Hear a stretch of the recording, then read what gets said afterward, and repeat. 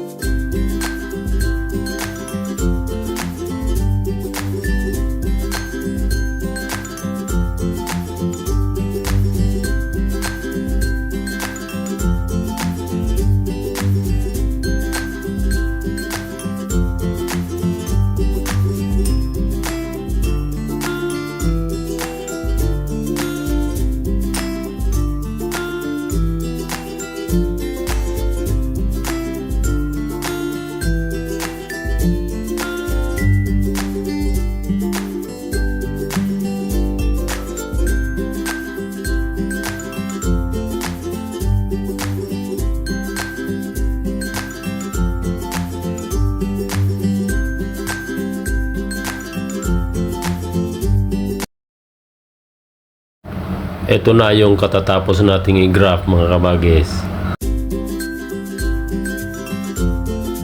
2,000 years later. After 18 days, ito na, magpapasingaw na tayo, mga kabagis.